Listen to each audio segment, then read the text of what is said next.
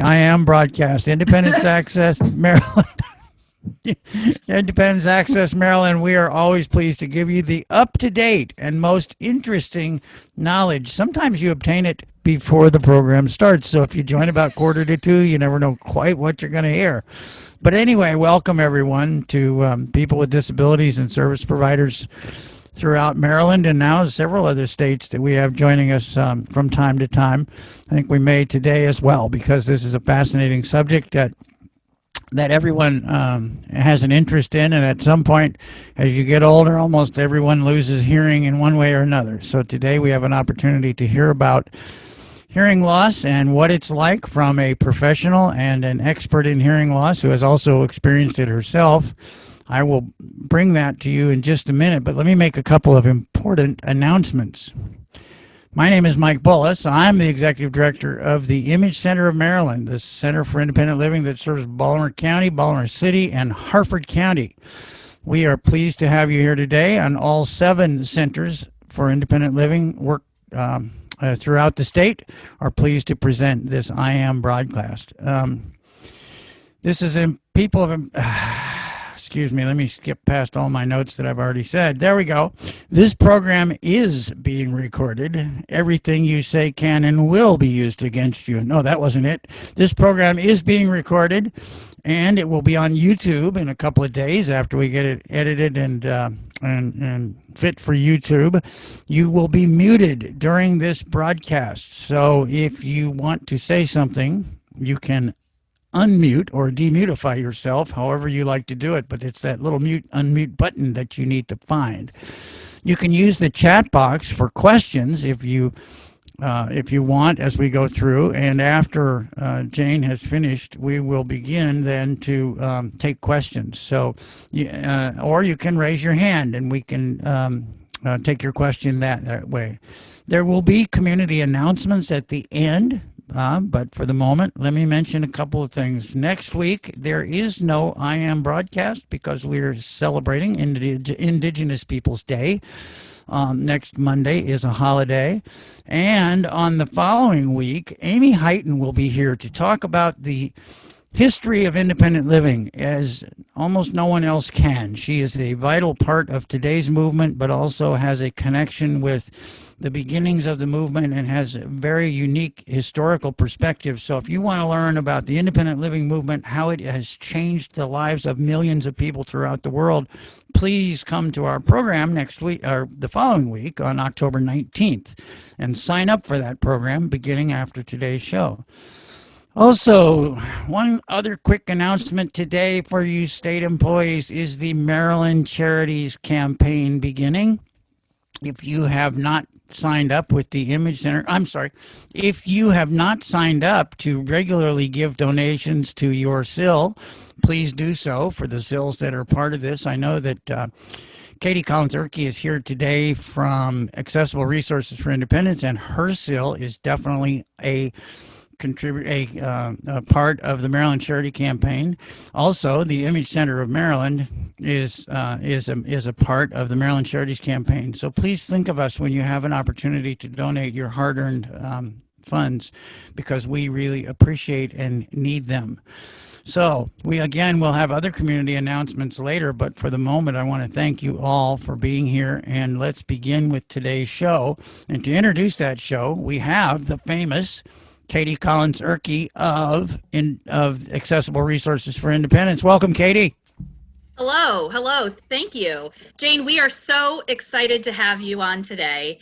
To just get us started, can you tell us, if you could be any superhero, what superhero would you be?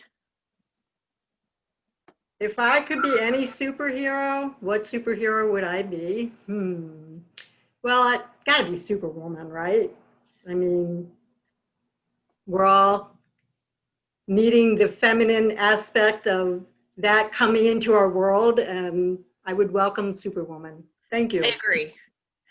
All right, Jane, so you've prepared a wonderful presentation on hearing loss and assistive technology, or as so many of us call it, AT, and we can't wait to hear about it, so take it away. Thank you. Thank you so much for everyone for joining me today.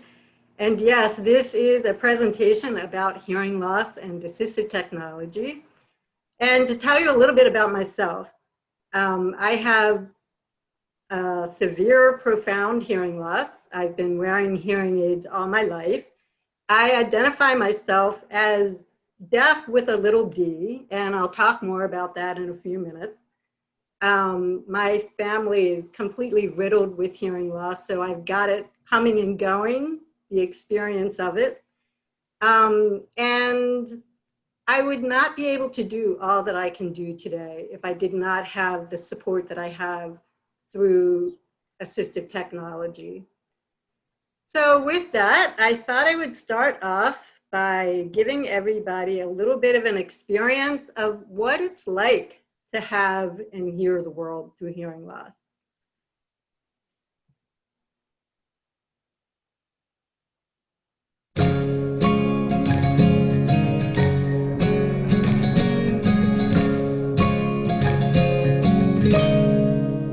I hear the world, a distant memory, the sound of silence surrounding me like a symphony without a score, a perfect storm without a shore.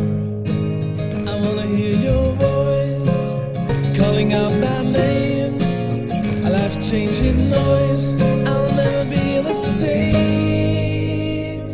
Let's hear the world like you never did before. Hear the world, let's open up that door. Hear the world, it's time to lend a helping hand. We hear the world. I hear the world loud and clear. I feel this music instead of tears. I hear the world. No ifs and whys, the chant of birds up in the sky. And I hear your voice calling out my name. Now I'm like you and you're like me. We're all the same. Let's hear the world like we never did before. Hear the world, let's open up that door. Hear the world, it's time to lend a helping hand. Everyone sing out across the land. Raise your voice for those who can't be heard. Speak out loud, put out the words. Hear the music, hear the word. 'Cause love is all we need. Let's hear the world.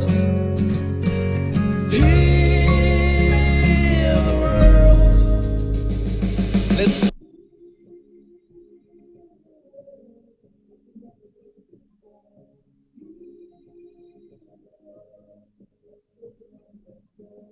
hear the world.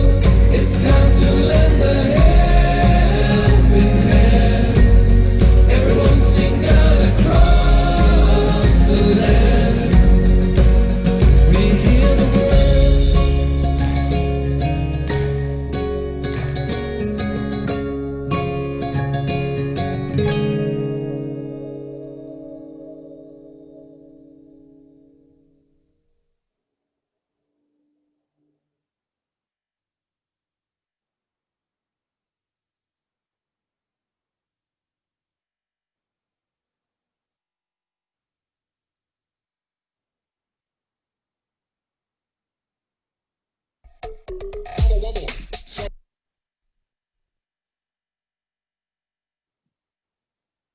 So I hope everybody enjoyed that. I just think that's a beautiful video, but it still doesn't really describe the way the world sounds with a hearing loss, because everyone's hearing loss is different, it's unique, and it's best approached when you deal with your hearing loss with a hearing healthcare professional.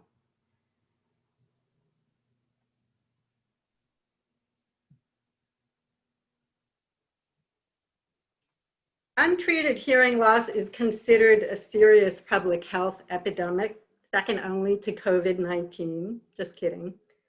But it is very much very serious. A 2016 research study conducted by the Center for Disease Control found that hearing loss ranks as the third most chronic physically disabling condition, more prevalent than diabetes or cancer.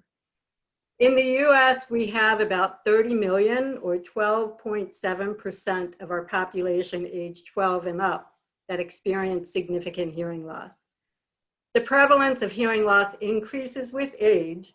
2 out of every 100 children, 1 out of 14 people under age 65, 40% of people age 65 to 84, and 2 out of every 3 people 85 and older. There's a lot of labels identifying people with hearing loss. Hard of hearing, deaf with a small d, deaf with a capital D, late deafened. So what's the difference? Well, it's personal, it's a choice, and it depends on your perspective. And to give a little bit more insight about that, we're gonna watch this YouTube video. Here, so it's hereditary. Let me I'm the start from youngest the of 5 beginning. siblings.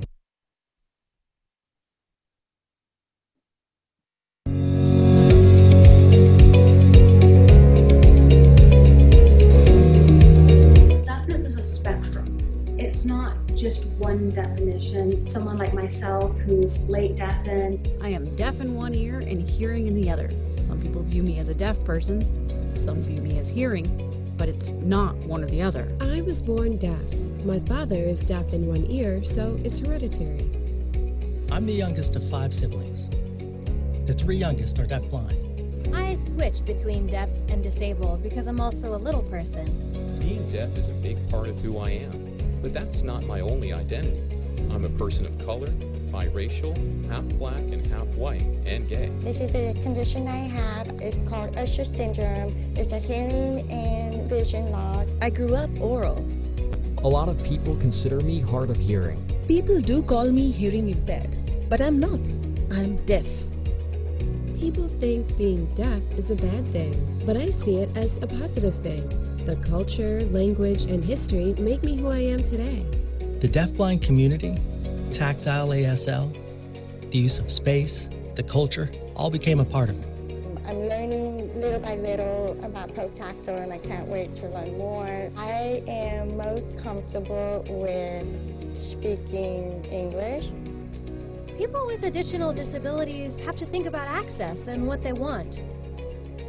Do they know what they need? Throughout educational years, I used note takers. I didn't have interpreters because I didn't know sign language. I didn't know ASL until I was 14. I used cued speech and was mainstreamed throughout high school. I went to a public school in the morning, then a deaf school in the afternoon. It was the best of both worlds. The instructors used ASL, which I found to be more inclusive. I was in both deaf and hearing classes. I wore that bilateral hearing aid cinched across my chest. Very unpleasant. I got a cochlear implant when I was 15 and went through intensive speech therapy. In high school, I would sit to the far right, since I could hear on my left side. In large group discussions where there's dynamic conversation, I use interpreters. In my own experience, captioning and interpreting together are the most effective. I want more of a long-term designated interpreter. Someone who knows me well, who knows my work. As a black person, I want my interpreter's voice to match me. My culture can't be overlooked. People automatically think deaf people are all the same, but that's not true. We have layers upon layers. When you meet us, have an open mind and open heart.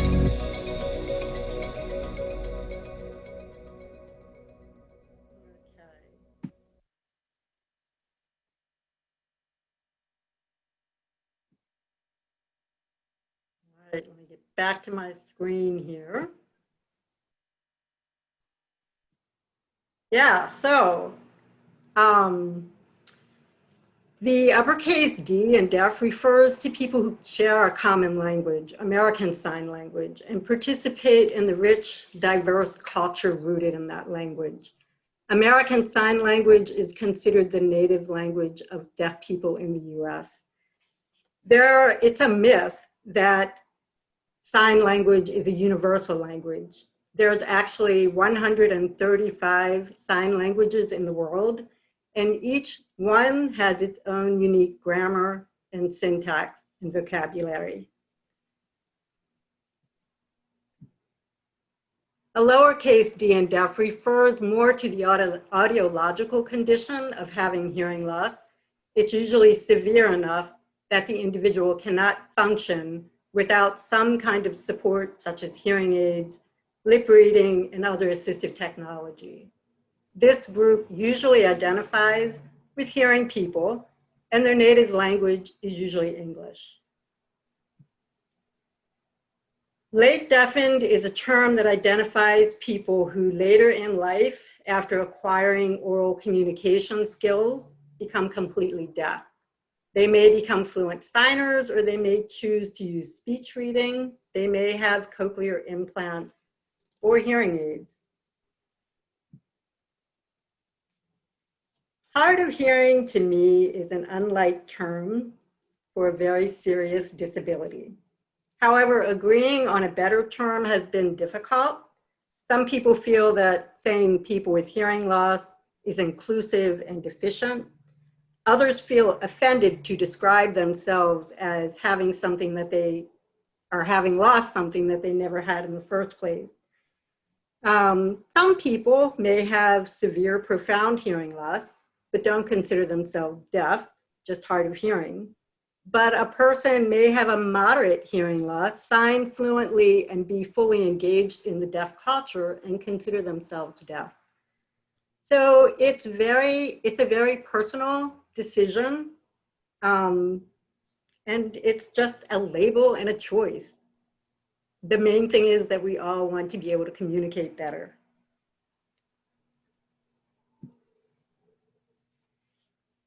And regardless of that, untreated hearing loss really is a serious public health epidemic in the US. There are over 28.8 million Americans who could benefit from hearing aids or some other kind of assistive listening device, but they don't. So should you be concerned? Absolutely. Current research suggests a correlation between untreated hearing loss, cognitive decline, dementia, Alzheimer's, mental acuity, increased risk of falls, isolation, depression, and overall quality of life. Hearing loss is considered an invisible and insidious disability. It's not always obvious when a person has it, and quite often it's not even apparent to the individual affected by it. And very sadly, it's dismissed as part of the aging process. Hearing loss has been shown to negatively impact nearly every dimension of the human experience, including physical health, emotional and mental health, perceptions of mental acuity, social skills, family relationships, and self-esteem, not to mention work and school. Even a mild hearing loss can cause a child to miss 50% of classroom discussion. We really need to proactively take care of our hearing from birth to old age. There's so much more I could say about hearing loss and how we acquire it and the way it affects our interactions every day, but trying to keep this webinar to 1 hour is my challenge right now. So we're going to get on to the other topic. Hearing healthcare is so important. Unfortunately, we can't all use sign language, which to me would be the answer to a lot of the problems we have. But even a mild to moderate loss can be enough to degrade communication, leading to isolation, anxiety, and other benchmarks associated with depression and cognitive decline. While hearing aids are the typical treatment for hearing loss, a mild to moderate loss may be remedied by less expensive solutions, such as a personal sound amplification product. And that's what we have here. On the left is the Pocket Talker, and in the middle is the Bauman Audio Maxi Digital Communicator. Both of these devices are really good solutions for people that have limited dexterity and find manipulating hearing aids into their ears, dealing with the batteries and the controls, adjusting the volume, and that kind of thing to be very awkward. With this, once they're charged up and turned on, the user is wearing headphones or earbuds. The microphone is placed in a good place so that they can hear better in one-on-one or small group discussions. And that's really all there is to it. They can control the volume and even the tone of the speaker's voice a little bit through these devices. These are both under $200, and both of them are available to borrow through the Maryland TAP Lending Library, which are located throughout the state. On the right side, we have another personal sound amplification device, the Etymotic Bean. These kind of look like hearing aids, but they function just to amplify the sound environment, whereas a hearing aid is more prescriptive to the individual's needs. In addition to that, the way that hearing aids can be adjusted are much more sophisticated than what a personal sound amplification device can do. However, there again is another low-cost solution that might work for somebody with a mild to moderate hearing loss. The Etymotic Beans are about $450, and that's less than half the price for one hearing aid. I'm following my. So according typical hearing loss, the typical way that we treat hearing loss is with hearing aids. And according to the 2016 Hearing Healthcare Report, the primary reason people don't get or aren't using their hearing aids are, oh, wait a minute, I think I'm mixed up on my,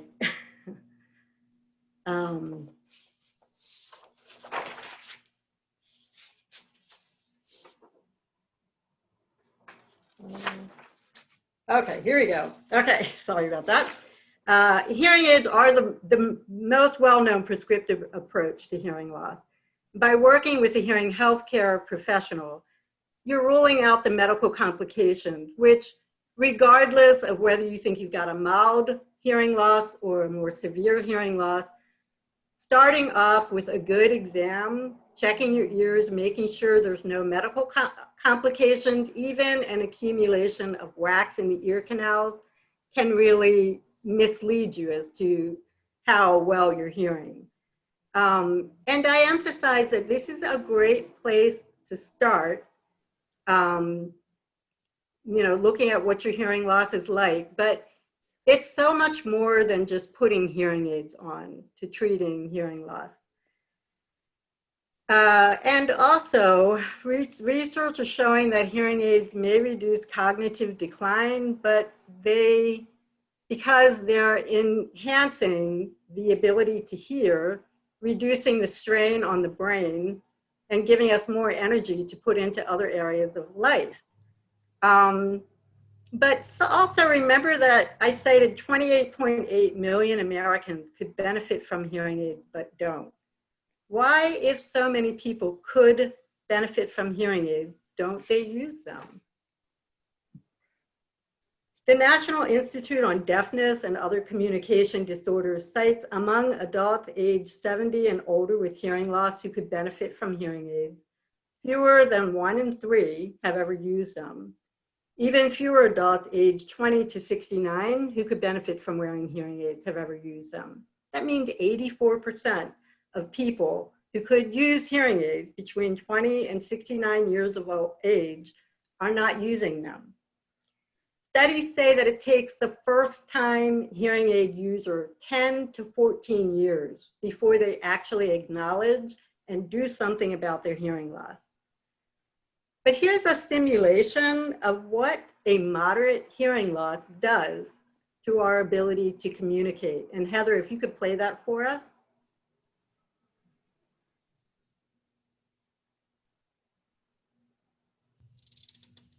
Hi, Hedley. How's it going? Good, Grandpa. What'd you do in school today? Well, one main thing was that music got canceled, so our class got to either write or draw something. And what did you write or draw? Well, I wrote something, and I call it the random fact of the day. Would you like to hear it? I'd love to. Random fact of the day. Okay, Heather, I think that gives everybody an idea if you want to switch back.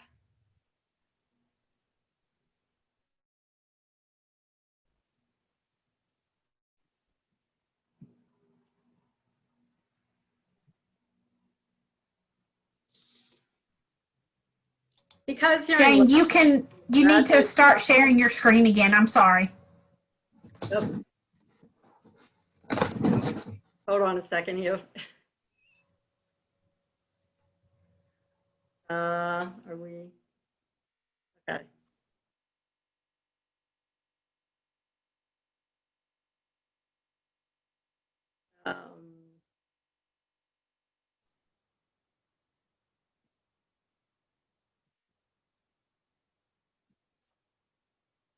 Technical problems. Can you all tell this is my first webinar presentation? I sure can tell.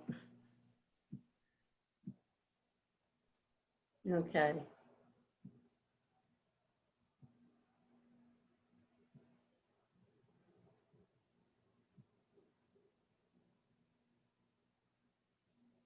Okay, so what's holding people back from getting hearing aids? The affordability of it, the access to find the right services, stigma associated with wearing hearing aids. I think it's more important to a lot of people to look good rather than to sound and look smart, something that we have to deal with as a society.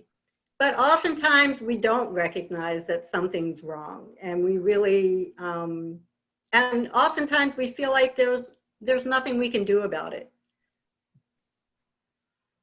But there are plenty of things that we can do about it, including wearing hearing aids and using assistive technology. And in addition to that, there are things that we can do to support communication with people that have hearing loss. These are some great tips to help you navigate that talking with people with hearing loss. And first of all, you want to get their attention. Make sure that when you do, you're not standing with light behind you, like a window or other bright light that's going to put your face into shadows. You also want to frame the topic that you're going to talk about. So for example, let's talk about our plans for next weekend. You want to use the rules of clear speech. You don't want to over-enunciate, but you want to speak clearly. There's another technique that's called chunking. This takes natural slight pauses between groups of words when you're talking to a person. This allows a person with hearing loss, it allows their brain time to fill in those missing gaps in the conversation that we just saw and stay current with what's being said. You can also, if you say something to a person, they're not understanding it, you repeat it again, it starts to get really uncomfortable. So you can try saying the same thing in a different way. The person who's not hearing can always repeat what they heard and then ask for the rest to be repeated. You can clarify, was that B as in boy or D as in dog? And if you know the manual alphabet, you can finger spell a problem word. these are all things that are going to reduce the frustration for anybody with hearing loss, whether they're wearing hearing aids or not. Some of the other solutions that we're coming up with, finally, to help people with hearing loss. There's a new law, it's called the Over-the-Counter Hearing Aid Act of 2020. This will allow people to self-diagnose and purchase hearing aids over the counter for mild to moderate losses.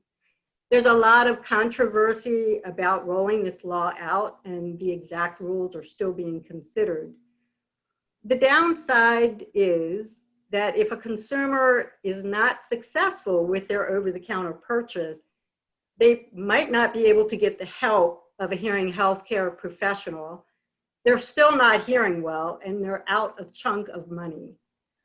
But the upside is, if it can work and people can buy their own hearing aids, it might bring the cost of hearing aids down overall. So that's good. In 2018, Medicaid was expanded to include adults who need hearing aids to be able to purchase them with the help of Medicaid.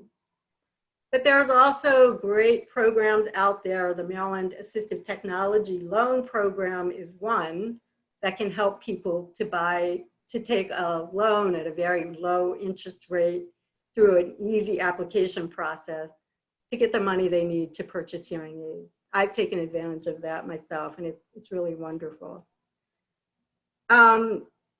We're also making progress with Medicare to get hearing aids covered, but we're not there yet. HR Bill 3 is the bill to reduce prescription drug costs, and it proposes taking the savings to cover the cost of hearing aids. But we're still up in the air about that.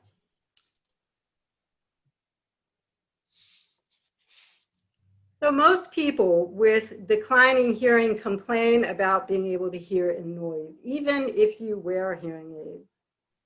An assisted listening device helps to amplify what you want to hear over the background. Assistive listening devices can be used with hearing aids and cochlear implants not assistive listening devices, but loop systems. They can be used with or without hearing aids, and they help people hear in noisy backgrounds, bringing in clarification of the speaker's voice. This is a simulation of what it sounds like to hear with loop technology.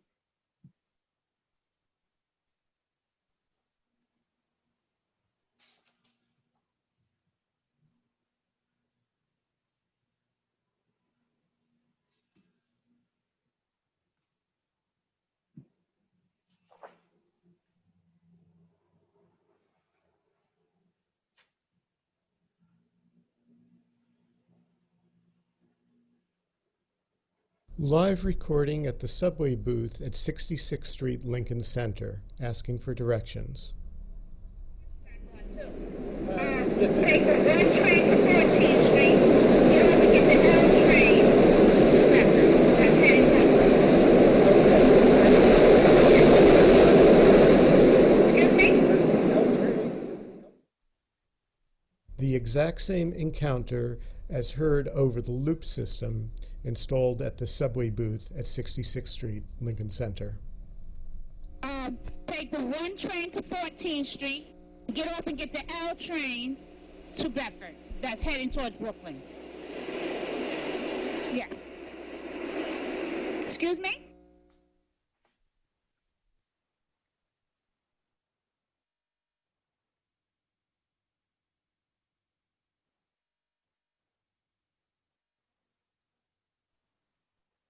So that's a pretty amazing difference. And that is looping systems. Looping is a technology that works off of T-coil that are implanted, if you want to say, into hearing aids. The problem is that a lot of audiologists don't tell their customers about T-coils. Without a T-coil, you can't take advantage of many assistive listening devices, such as a loop system. You can use a loop system without hearing aids altogether, but if you've got hearing aids, you've got to have that T-coil built into them in order to access a loop. And it's really an amazing experience. With a loop, it's been researched that a person's understanding of language improves by 40%. So it's huge what it can do for you.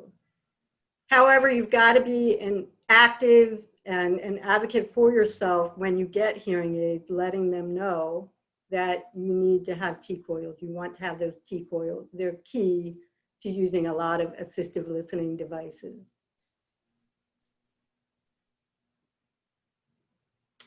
These are examples of personal assistive listening device systems that work in the same way that the larger public loops work.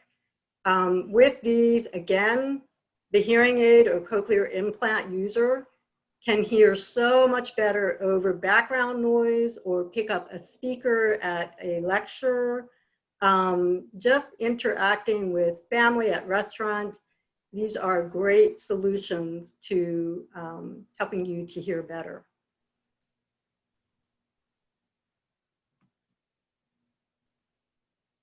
Other kinds of accommodations include communication access real time. This is a system that works with a remote provider who types in and brings up captioning to a laptop or a screen display.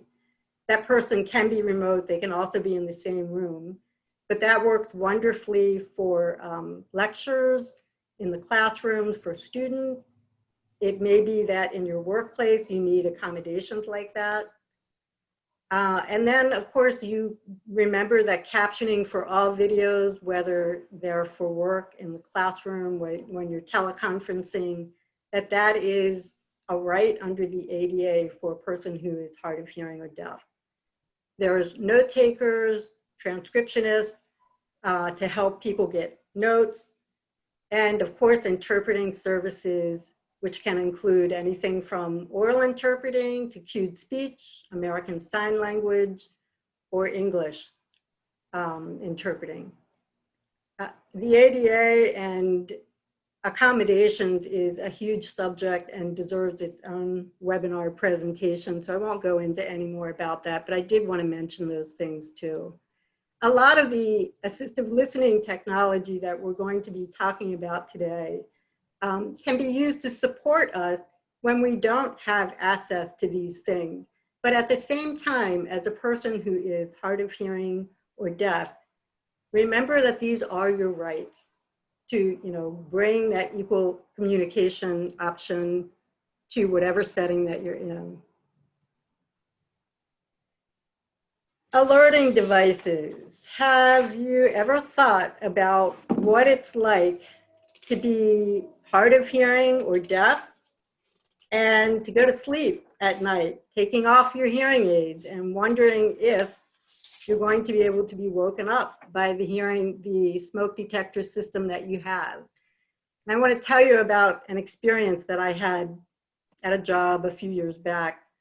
I was intensely working at my notes in my cubby in our office, and everybody on the floor happened to be out that day. I was distracted momentarily by something. I don't even know what it was. I went back to work and I'm typing, doing my notes. And then I suddenly found out a fire drill just happened and I had no clue. We even had a strobe smoke detector in our building, but because my back was turned to it, I had no idea it was going off. So fortunately after that, the smoke detector was rerouted so that, and a mirror placed in my cubby to make sure that it would get my attention. But you've got to think about what would it take in the dead of night to wake you up should there be a fire. And there are lots of ways that we can find assistive technology to help with that. We've got smoke detectors that have bed shakers that can shake your pillow or your mattress to wake you up. loud, loud noise amplifiers for smoke detectors, as well as strobe lights that can flash kind of in your face to get your attention. And then there's also other things that we want to think about being alert to in our environment, like the phone or babies crying or a person knocking at the door. There are many solutions to all of these needs, and Maryland TAP can help you find those solutions. Again, their lending libraries have a lot of this equipment. You can talk to their specialists and get more information, borrow equipment, and see what it's actually like. There's also some great resources. Harris Communication and Teltex are two companies that specialize in products for deaf and hard of hearing people. They have great customer service. You can contact them and get more information about meeting your needs, whether that's for hearing the phone or the door or smoke detectors and so forth. And of course, with Google, you can do a lot of research and find a lot of resources through the internet and purchase them through Amazon.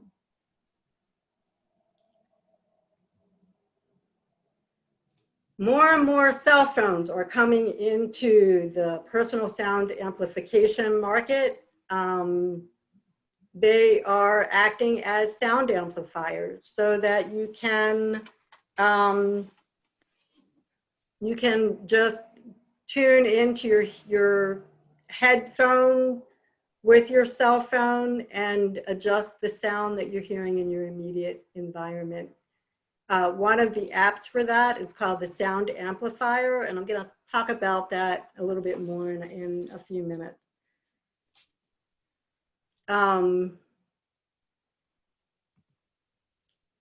There are some incredible advances in the technology. One that is really excellent is called the Google Pixel phone. And these phones are completely loaded with just about everything that a person with hearing loss could want on them. There's the ability to caption any audio, not just media that comes in that already has caption. There is Live Transcribe, which is an amazing app. I'm going to show you a little more about that in a minute. There's also a program for live caption, which is going to be helping people to have conversations and actually see that conversation in a phone call be captioned. The Google Recorder is built into the Google Pixel phone, and this actually transcribes what's being said in a conversation. It can be saved and then even searched later to find specific information in that conversation. So imagine that you are at a doctor's office with your mom who hears terribly. You can actually record that visit on Google Recorder, and later on you can show it to someone else. You can create a file that has all the doctor's visits, and then if you wanted specific information about something that person talked about during that visit, you can search it and find it through Google Recorder. The other thing that's really unique about Google Recorder is you don't have to be hooked up to the internet or have data usage going. It's just built into the phone. It's pretty amazing what is happening with cell phones these days. This is an example of Live Transcribe. You can see the phone acting as the transcription service, changing speech to text in real time.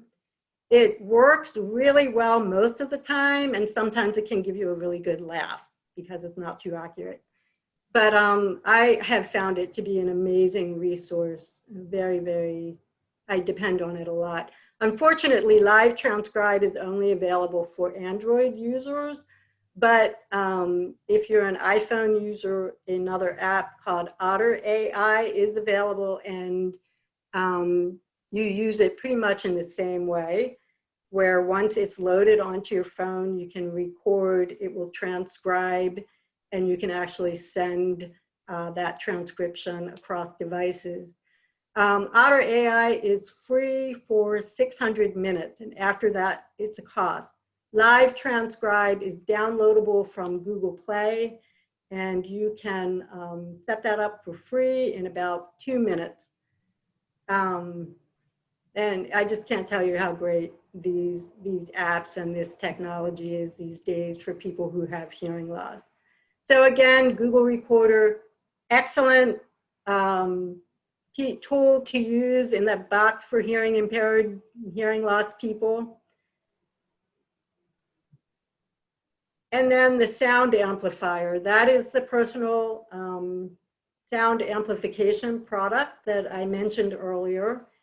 You can download it onto any phone at this time, but it is going to come on that Pixel already loaded. The sound amplifier would be used with headphones, and it will amplify the sound with some ability to adjust what that sound is coming in like with the volume and the tone and so forth. But that could be a really good solution for somebody who's new to hearing loss, doesn't want to invest in any kind of hearing aid or more expensive personal sound amplification device.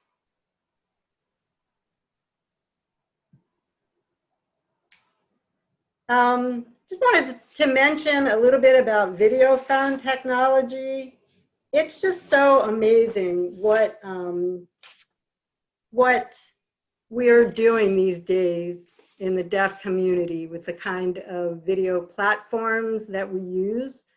So in addition to having Skype, FaceTime, and Google Duo, for a person who is deaf or hard of hearing to be able to see another person and have that support of lip reading, facial expression, and sign language, there's also specific video phones that companies that provide video relay service for people who are deaf.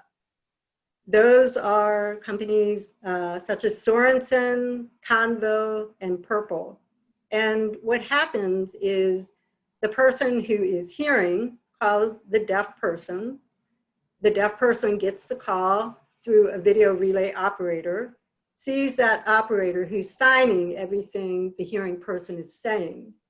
The deaf person signs back the video relay operator, reads that person's sign language, and voices it to the hearing person. And just a really cool thing that technology recently came up with, this is Sorensen technology, is an app, I guess is the right word, called Wavelo. Wavelo allows the deaf person, the hearing person, and the sign language or the video relay interpreter to all be on the screen at the same time. Whereas in the past, it was just the deaf person seeing the video relay operator, but not the person they were actually talking to. So it's just pretty cool what we're coming up with these days.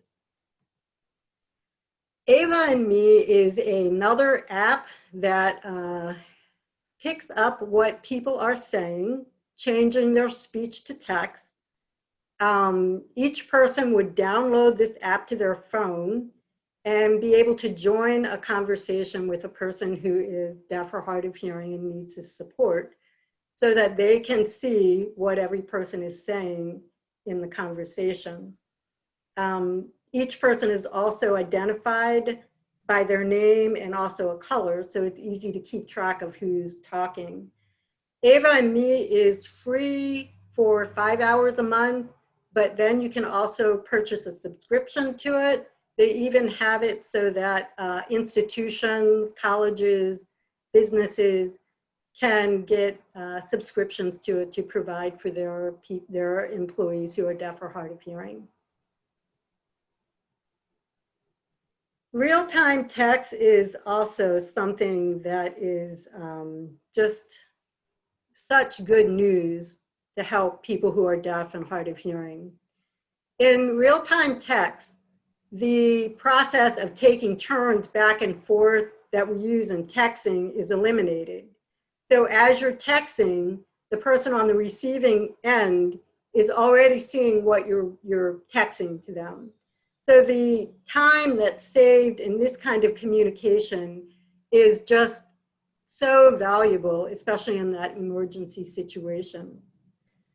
Real-time text is pretty much available on any Android or iPhone. To find it, you go into the accessibility setting and into anything that identifies hearing enhancement.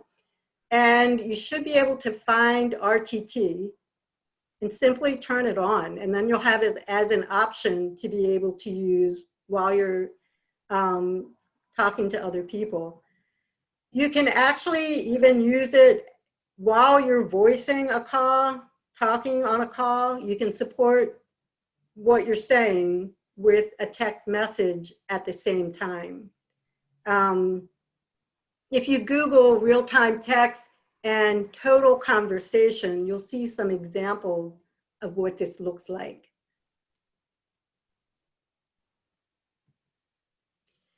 Then for cell phone users, there are many different captioning phone options. So a person can actually make a phone call, be hearing, and also reading the captioning coming up on their phone at the same time. Most of these services use it's a three-way conversation where you have a operator who's working with software that changes voice to text and brings the captioning up. There's a slight delay in the conversation, and sometimes there's mistakes or there's background noise that interferes, but it's very helpful technology for people that have hearing loss that affects their ability to use the phone. InnoCaption is one company that stands out. They use real people instead of just automated speech recognition software, and they tend to be a little bit more accurate with that.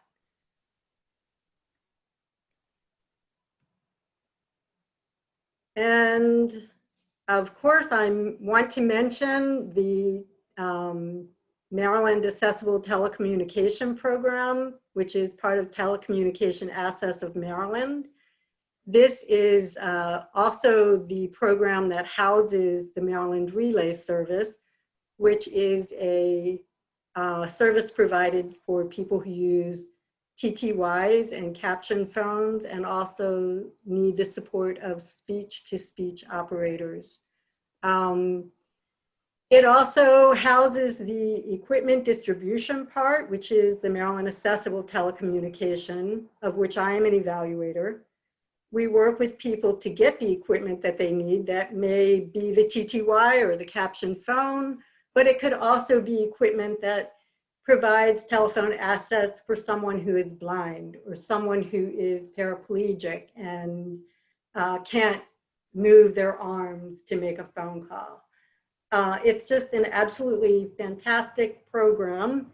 The application process is pretty standard. You fill out the form, basic information, you provide supporting document. Anyone who is 3 years old and older is a Maryland resident and is qualified by either an SSA benefit or their income can join the program and get our services.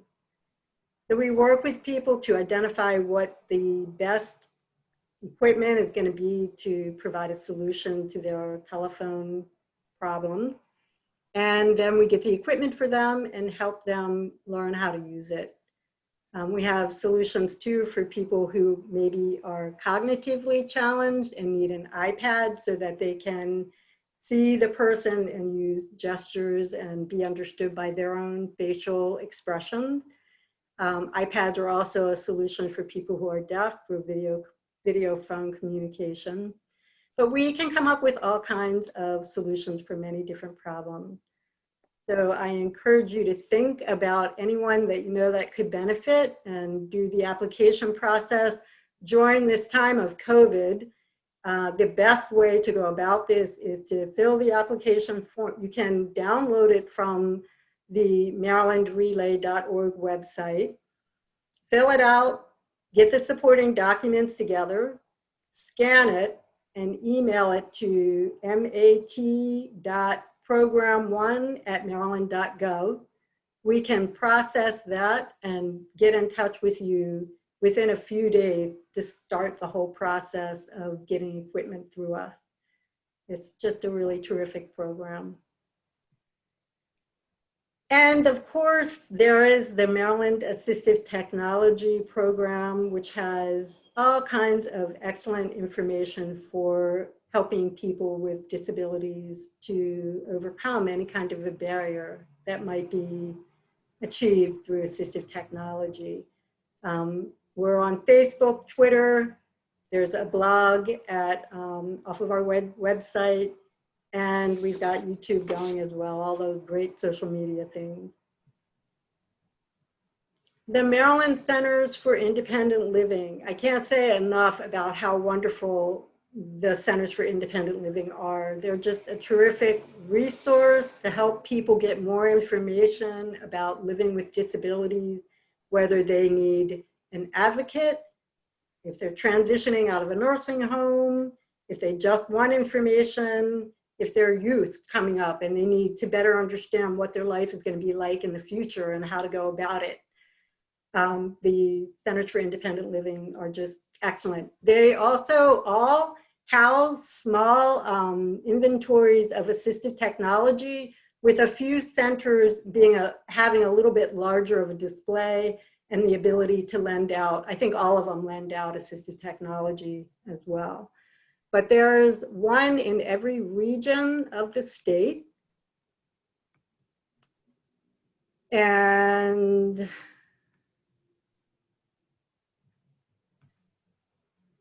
I think that about wraps it up for my presentation. Thank you all for tolerating my very first webinar, which I'm really glad is over at this point. I hope you got something out of it and might understand hearing loss a little bit better in the ways that you can benefit from assistive technology and deal with it. You're not done. There's lots of questions. Katie, you want to handle the questions? All right. I would love to. So is there a list of looped businesses and other places in Baltimore? Let me, I'm sorry, could I get the interpreter to repeat that question again? Is there a list of looped businesses and other places in Baltimore? You can, I believe if you go on to Hearing Loss Association of America website, which is an excellent resource for people with hearing loss, you can pull up more information about looping systems and find out who offers loop services in the area. There's a law that was recently passed where any renovated or new government building must have the loop system in place in one of its meeting rooms. There are several classrooms that are looped. I know that the HASA, Hearing and Speech Association in Baltimore, there's a meeting room there that's looped. So yeah, you can get more information through Hearing Loss Association of America about that. Great. Yeah, and also just a little bit of a soundbite about that group. There is a Baltimore chapter, the Greater Baltimore chapter for Hearing Loss Association of America. We were really active up until COVID. Hopefully we'll be able to pick that up again sometime soon. Next question. Are there any technologies that would be better or designed designed specifically to help musicians that want to sing or play music? Any technology specifically to help musicians to play music? Or sing. Or sing, okay. There are some interesting studies going on. Again, Hearing Loss Association of America is a great resource for that. And I believe that one of their board members is himself a musician and has been doing a lot of research on ways to support musicians who are losing their hearing. I mean, that would be the typical profile of a person with hearing loss, because usually what happens is, over damaging our hearing over the course of a lifetime, that's when that accumulation hits in a way that our hearing just plummets. And, you know, who more typical than a musician who's been exposed to a lot of amplified music is going to be suffering from that. I mean, if you consider the noise pollution in our environment, it's pretty horrendous. I don't think any of us will escape it. Thank you. If the hearing aids have Bluetooth, will Google Sound Amplifier use the Bluetooth to transmit to the hearing aids?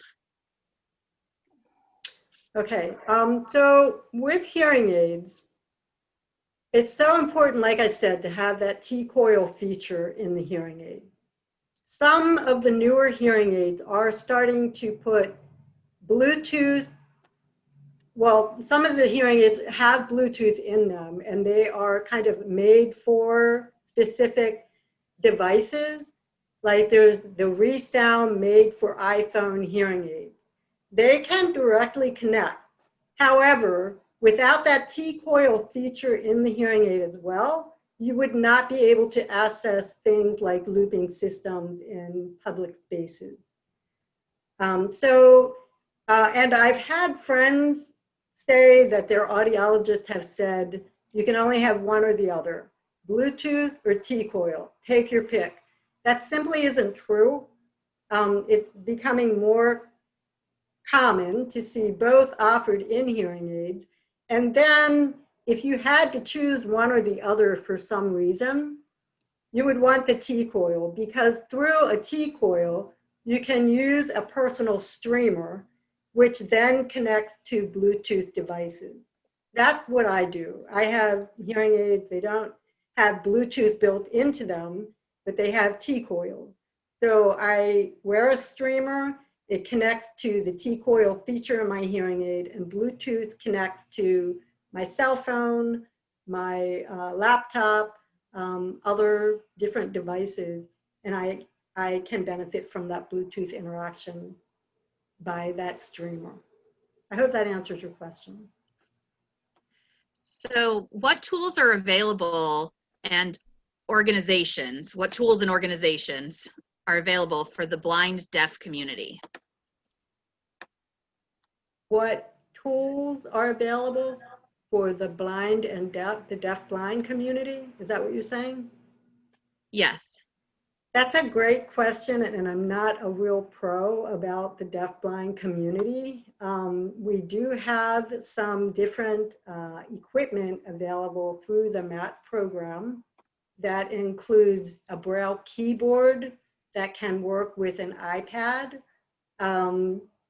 which the individual could then type out a message to someone and send it through a TTY type of interaction with other people.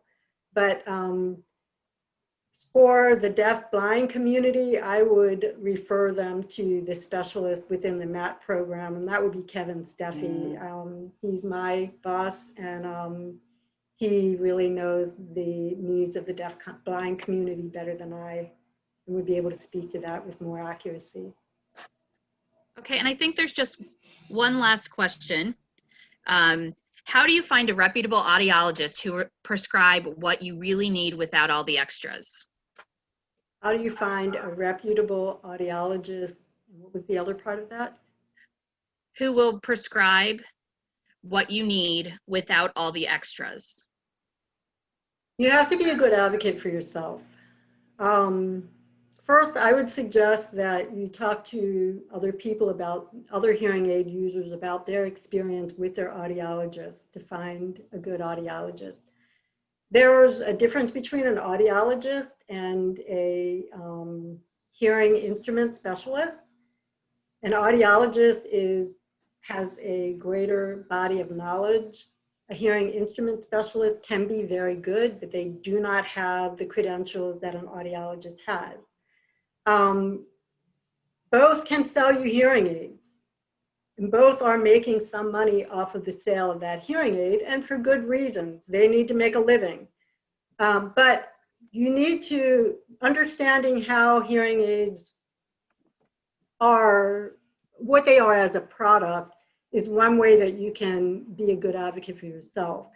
You don't sometimes need all the bells and whistles, so you need to be able to say to that audiologist or that hearing instrument specialist, look, here's my budget.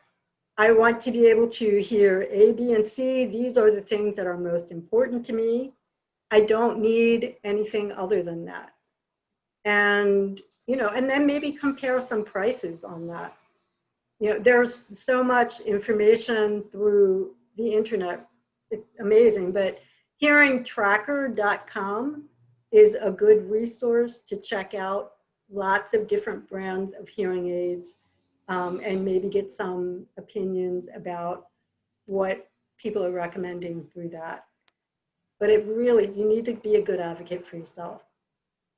And you need to better understand hearing aid technology, which I'd love to talk more about at some point. So, yeah. All right, that's all the questions we have. Mike, I think we have some announcements. Is Crosby still on? Crosby left, but I don't. Okay. He might have come back, but he left a few minutes ago. I think Maryland Works, I saw, had an announcement about an upcoming webinar. Is somebody here from Maryland Works who wants to announce that? Or maybe Maryland Relay? Actually, I saw it was earlier on, way back, but no matter. Who else has community announcements of activities of interest to the community? Anyone? So I have something real quick. All right, Cheryl Gottlieb, how are you? Specifically for Baltimore County, Johnny O's office called me the other day. There are 4 openings on the Baltimore County Commission for People with Disabilities, 4 disabled people, and 1 for a family member. And I don't have any more details than that, but I'm sure somebody at Image can hook people up with Terry Parrish, who is the chair. All right. Other community announcements? Hey, it's Sarah from Independence Now. Hey, go for it. I'm just going to keep talking about our fundraiser that's coming up on November 1st. We're hosting our first ever virtual fundraiser. It's a murder mystery night on November 1st at 7 p.m. I put the link to buy tickets in the chat box, or you're welcome to contact me. So catch a killer from your couch. I'll be there. All right. I'm signing up. All right. Thank you all very much. Yes. Hey, Mike, we have one. The Towson University Arts and Music program that we're going to be participating in on October 13th with our VME program. Over at Towson Town Center. Yes. Yep, So it's a ahead. variety of, I'm looking at the email blast that went out, musical instrument sculpting devices and makeup applicators, iPad solutions to create artwork, custom and commercial devices, and additional devices that have been created by our VME engineers, student engineers, and medical professionals. I will post the link in the chat box, and we hope to see everybody on Zoom on October 13th. Yeah, and let me remind everybody that as you come across with your specific level of disability, if you come across something that you want to do and there just doesn't seem to be a device out there at the commercial level, get a hold of us, because a lot of times our engineers can create something that will make what you want to do possible. Disability is just a problem waiting for a solution. So don't, if you ever find yourself saying, well, I guess I just can't do that, don't accept it. Don't live with it. Find a solution for it. So please, someone says they have an announcement. Who's that? Go ahead. Hello, sorry, I didn't mean to interrupt you. No, that's fine. Go ahead. I talk fast.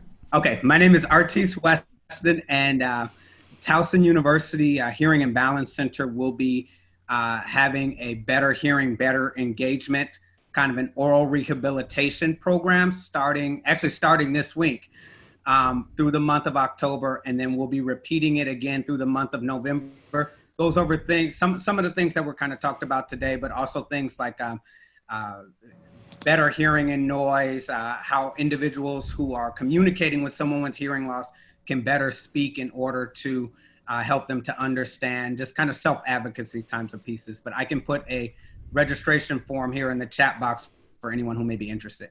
Excellent. It's free. It's free. Oh, free is always a very good price. Thank you so much. Mike, Roger Yes. Garcia had a question. Roger Garcia, go ahead.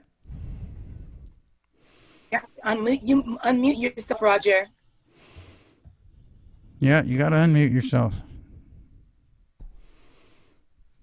This is a self-service platform. Still there, Roger? Yes, I'm here. Okay, go ahead.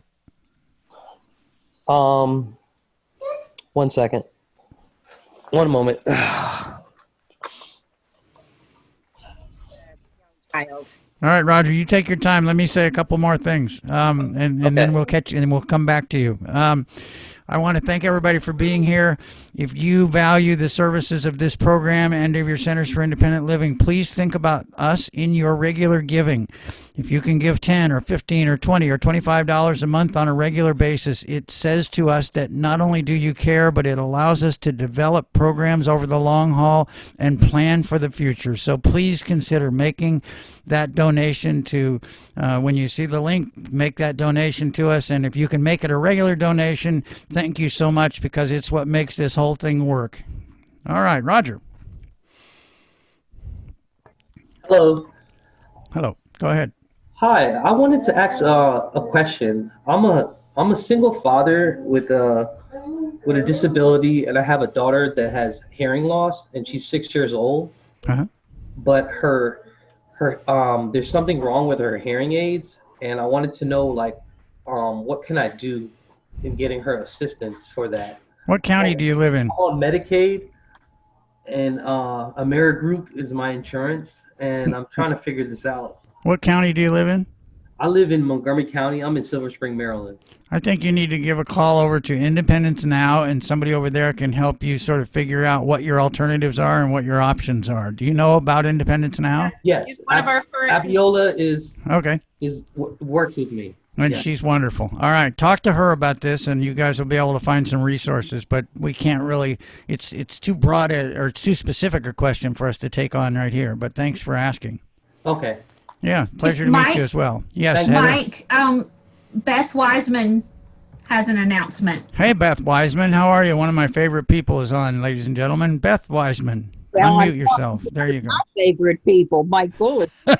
Thank you, Mike. I put my name and phone number in the chat box for the Hearing Loss Association of America Greater Baltimore chapter, and we meet at HASA, Hearing Loss, HASA, Hearing and Speech Administration. I know that's wrong. Hearing and Speech Agency. Thank you. But it's Beth Wiseman, and my number is 410-484-6866.